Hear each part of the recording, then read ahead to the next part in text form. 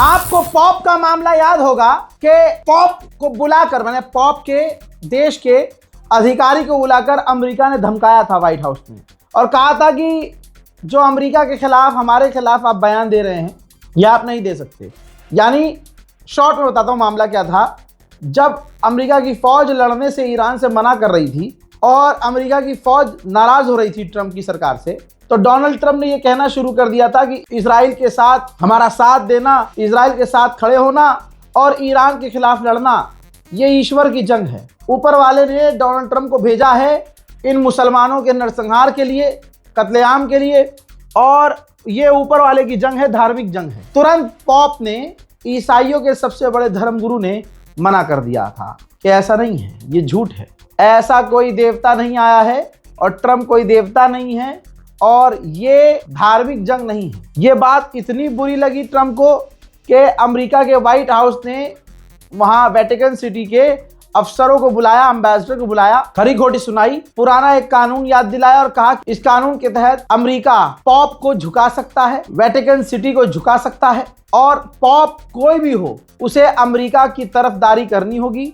America की side लेनी होगी। अब यह मामला और बिगड़ गया। मैंने तभी कह दिया था। अब पॉप का आ गया जवाब। पॉप ने ट्वीट करके अमेरिका इजराइल को जो नंगा किया है आप सोच भी नहीं सकते ख्वाब में। भाई उन्होंने साफ साफ कहा कि ईश्वर किसी भी युद्ध के लिए, लड़ाई के लिए, दंगे के लिए आशीर्वाद नहीं देता है। जो कोई भी शांति के दूत हैं, जो शांति चाहते हैं, वो कभी लोग नहीं चाहते कि जंग हो। जिन्होंने कभी तलवार उठाई थी उन लोगों का साथ ईसा मसीह नहीं दे सकते। और आज जो बम गिरा रहे हैं, सैन्य कार्यवाही कर रहे हैं, मिलिट्री ऑपरेशन कर रहे हैं और ताकत के दम पर आज़ादी और शांति चाहते हैं, नहीं मिल सकती। शांति केवल लोगों के बीच धैर्य, बातचीत और मिलजुल कर रहने से आती है, न कि दंगा फैलाने से, बम गिराने से। सारी दुनिया को पता है अमेरिका, इजराइल पूरी दुनिया में ताकत के दम पर खेल रहे हैं। लोगों पर बम गिराने वाला कौन है, लोगों पर मिलिट्री एक्शन करने वाला कौन है? अमेरिका, इजराइल के अलावा तीसरा कोई देश नहीं है। तो जहां पॉप को डराने की कोशिश की गई थी, पॉप ने जोरदार तमाचा अमेरिका और इजराइल के मुंह पर रख दिया है। हज़रात, पिछले कुछ घंटे में लेबनान पर बड़े हमले फिर हुए हैं, जिसमें 8 से 10 लेबनीज मारे गए हैं और जो तबाही मची है वो अलग। स्पेन के प्रधानमंत्री एक बार फिर से, यह आदमी भाई हीरा है, स्पेन के प्रधानमंत्री ने फिर से कहा है कि हम अलाउ नहीं कर सकते कि इलाके में एक और गाजा बने। इजराइल लेबनान पर बमबारी कर रहा है, यह इंटरनेशनल लॉ का उल्लंघन है। यूरोप के देशों को कदम उठाना होगा। खबर यह आ रही है कि अरब के देश और कुछ यूरोप के देश इजराइल पर दबाव बना रहे हैं कि लेबनान पर हमले रोक दो। रीजन क्या है? अरब और यूरोप अच्छे नहीं है। रीजन ये है कि ईरान ने धमकी दी है। ये देखिए, ईरान के पार्लियामेंट स्पीकर ने अभी कुछ देर पहले ये शेयर किया है कि डील से पहले, बातचीत से पहले, जो बातचीत होने वाली है इस्लामाबाद में, उस बातचीत से पहले जरूरी है कि लेबनान में पहले सीज फायर हो, लेबनान पर बमबारी बंद हो। अब जो ये बयान आया है ईरान के पार्लियामेंट स्पीकर का, इसके बाद फिर से कहानी पलट गई है। इनके बयान से लग रहा है कि ईरान के ऑफिशियल अभी पाकिस्तान नहीं पहुंचे हैं और इस बयान का मतलब यह है कि जब तक लेबनान पर बमबारी होगी ईरान बातचीत ही नहीं करेगा। जब लेबनान में 200 लोगों को अचानक से सीज फायर ईरान के साथ हुआ और अचानक से सारा फ्रस्ट्रेशन सुअर की औलाद नेतन्याहू ने एक साथ लेबनान पर निकाला, तो रिपोर्ट ये आ रही है और पक्की रिपोर्ट है कि डोनाल्ड ट्रंप पर अचानक से दबाव बना। दुनिया ने डोनाल्ड ट्रंप को गाली बकना शुरू की। डोनाल्ड ट्रंप ने तुरंत नेतन्याहू को खुद फोन किया और व्हाइट हाउस के कुछ रिपोर्ट्स कह रही हैं कि बातचीत बहुत टेंस थी। डोनाल्ड ट्रंप भड़के हुए थे, नेतन्याहू पे चढ़ गए थे कि ये सब कर क्या रहे हो तुम।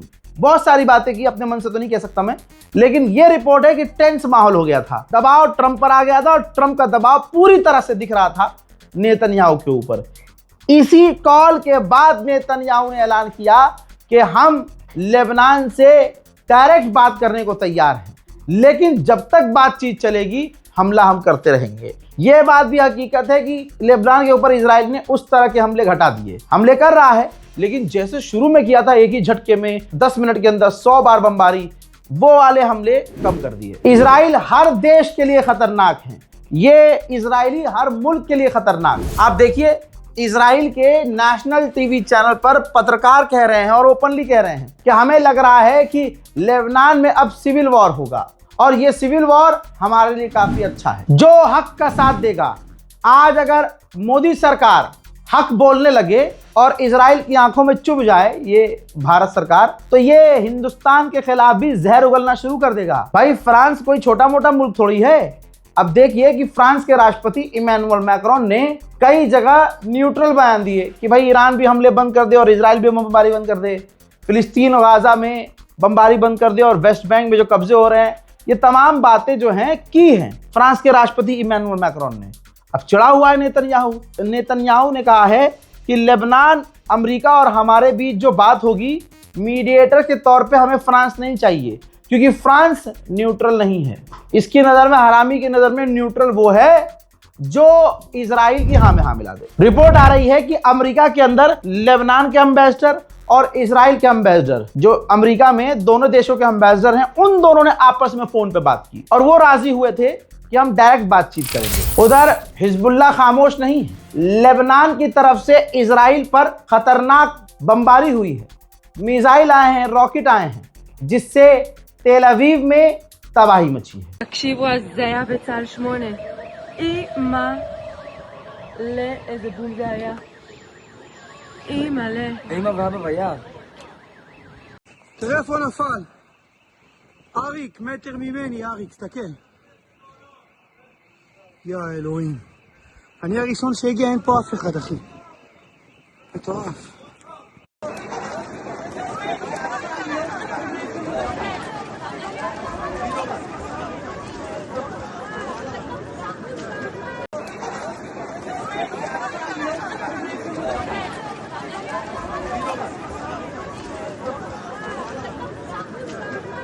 תראה איפה נפל. אריק, מטר ממני, אריק, תסתכל. יא אלוהים. אני הראשון שהגיע, אין פה אף אחד, אחי. सारी दुनिया कह रही है अमेरिका इजराइल हार गए हैं। भारत के सिर्फ अंधभक्त, जिनका मानना और ना मानना और उनकी मानसिकता से कोई फर्क नहीं पड़ता, ये लोग जब गू को खाना समझते हैं तो इनसे आप क्या ही उम्मीद करोगे। लेकिन सोचिए, अगर इजराइल और अमेरिका के लोग ही कहें कि ये जंग अमेरिका इजराइल नहीं जीते, लीजिए रिपोर्ट पढ़ लीजिए और आप लोगों को मुबारकबाद देने के साथ मैं कह रहा हूं कि CNN के रिपोर्ट के अंदर छपा है कि मेजोरिटी ऑफ इजराइल और अमेरिका के लोग, ठीक है, ज्यादातर जो मेजोरिटी है अमेरिका इजराइल की, वो ये नहीं मानते कि इजराइल और अमेरिका ये जंग जीत गए हैं, खेल खलास। IRGC के जुल्फिकारी साहब फिर से आए और उन्होंने कहा कि हमारी फिंगर ट्रिगर्स पर है।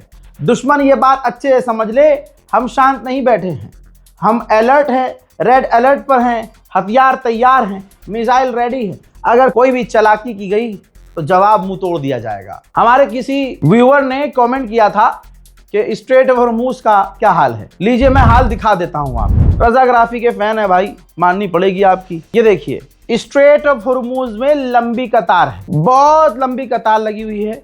अमेरिका, इजराइल कुछ भी नहीं कर सकते। बहुत मुश्किल से सिर्फ 8 से 10 टैंकर पिछले 24 घंटे में निकले हैं, वो भी पैसा देकर। तो स्ट्रेट ऑफ हॉर्मूज अभी भी पूरी तरह से बंद है। अमेरिका, इजराइल कुछ कर नहीं पा रहे। ईरान अपने मन से जिसे चाहता है उसे जाने दे रहा है। तो अगर किसी देश को अपने टैंकर निकालने हैं तो ईरान के सामने नरमी बरतनी होगी और औकात में रहना होगा।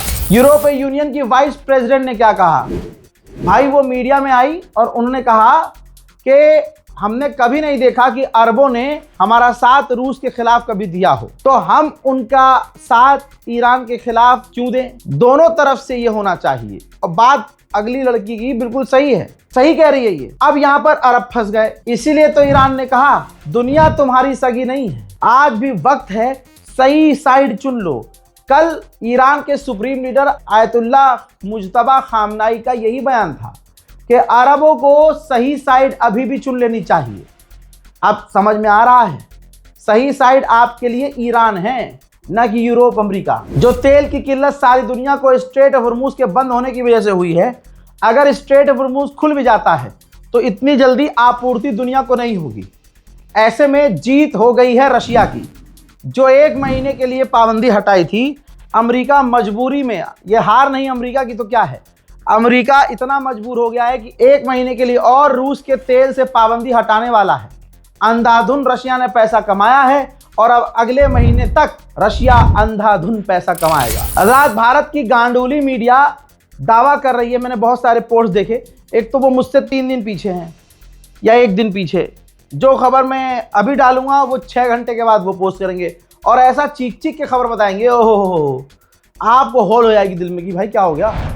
अब ये देखिए, उन्होंने फेक न्यूज़ चलाई है कि ईरान ने खारिज किया है दावा कि हम स्ट्रेट ऑफ हॉर्मुज से पैसा लेंगे, लेकिन आप दूसरी तरफ सच देखिए, यह मुंबई हमारे भारत की एम्बेसी जो काउंसलेट जनरल ऑफ ईरान है मुंबई में, वेरीफाइड अकाउंट है और आधिकारिक बयान है। रजाग्राफी देख रहे हैं, हर खबर सच के साथ होती है। मुंबई वाले ईरानी काउंसलेट ने कहा है कि हमारे मिनिस्टर का साफ ऐलान है, जो भी जहाज स्ट्रेट ऑफ हॉर्मुज से गुजरेगा उसे टैक्स चुकाना होगा, पैसा देना होगा। हजरात मोहतरम, फिलहाल के लिए इस रिपोर्ट में इतना ही। रिपोर्ट को शेयर कीजिए, चैनल को सब्सक्राइब कीजिए। जय हिंद।